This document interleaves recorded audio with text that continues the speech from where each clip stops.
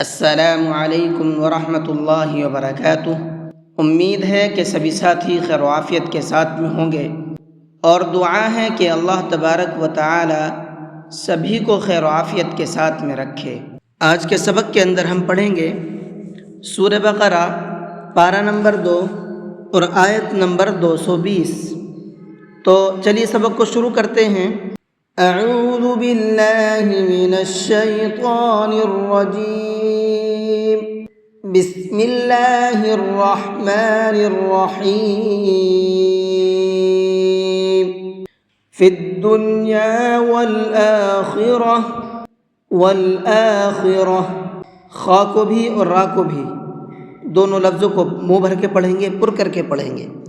ہم نے یہاں پر گولتا پر وقف کیا ہے، اور گولتا پر وقف کرتے ہیں تو گولتا ہا بن جاتی ہے، اسی لیے میں نے اس کو آخرہ پڑھا ہے ہا کے ساتھ میں۔ وَيَسْأَلُونَكَ عَنِ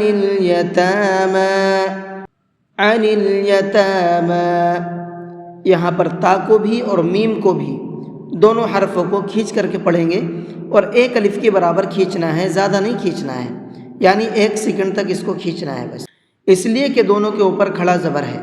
قُلْ إِصْلَاحٌ لَهُمْ خَيْرٌ، قل کے قاف کو منہ بھر کے پڑھیں گے، اصلاح یہاں پر صاد کو منہ بھر کے پڑھیں گے، خیر یہاں پر خا کو منہ بھر کے پڑھیں گے۔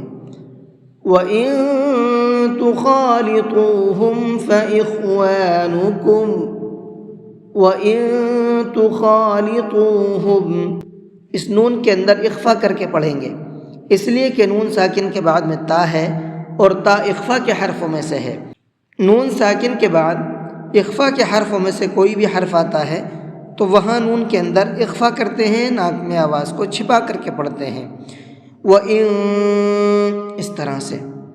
تُخَالِطُوهُمْ یہاں پر خا کو بھی اور طا کو بھی دونوں حرفوں کو منہ بھر کے پڑھیں گے۔ وَاللَّهُ يَعْلَمُ الْمُفْسِدَ مِنَ الْمُصْلِحِ، وَاللَّهُ یہاں پر اللہ کے لام کو منہ بھر کے پڑھیں گے، اس لیے کہ اللہ کے لام سے پہلے زبر ہے، اور اللہ کے لام سے پہلے زبر ہوتا ہے تو اس اللہ کے لام کو منہ بھر کے پڑھتے ہیں۔ من المصلح یہاں پر صاد کو منہ بھر کے پڑھیں گے۔ وَلَوْ شَاءَ اللَّهُ لَأَعْنَتَكُمْ، وَلَوْ شَاءَ یہاں پر یہ بڑا مد ہے تو اس کو 4 سے 5 الف کے برابر کھینچ کر کے پڑھیں گے۔ اللہ یہاں پر اللہ کے لام کو منہ بھر کے پڑھیں گے، اور قاعدہ وہی ہے جو ابھی ابھی آپ کو پیچھے بتایا ہے۔ ان اللہ عزیز حکیم، ان اللہ نون کے اندر غنہ کریں گے، اس لیے کہ نون کے اوپر تشدید ہے، اور نون پر تشدید ہوتی ہے تو وہاں پر غنہ کر کے پڑھتے ہیں، اور اللہ کے لام کو یہاں پر بھی منہ بھر کے پڑھیں گے۔ عزیز حکیم۔ جی آیت نمبر آپ کی 220 بھی الحمدللہ مکمل ہو چکی ہے، اور اس آیت کے اندر جو تجویدی پوائنٹ تھے وہ میں نے آپ کو بتا دیے ہیں۔ ان تمام پوائنٹ کو دھیان میں رکھ کر کے آپ پریکٹس کیجئے، اور جس طرح سے میں نے بتایا ہے اسی طرح سے پڑھنے کی کوشش کیجئے۔ میں آپ کو یقین دلاتا ہوں کہ انشاءاللہ بہت اچھی طرح سے قرآن کریم کو پڑھنا سیکھ جائیں گے۔ اور پھر اس کو پڑھنا کیسے ہے ایک بار آپ کو پڑھ کر کے بھی سنا دیتا ہوں۔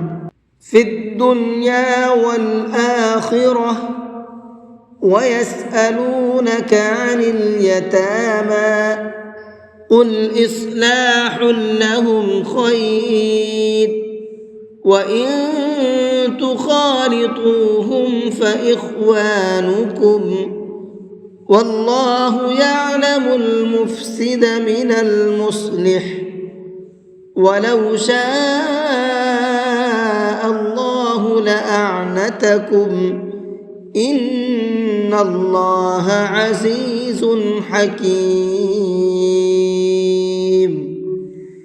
جی آج کے سبق کو یہیں پر ختم کرتے ہیں۔ السلام علیکم ورحمۃ اللہ وبرکاتہ۔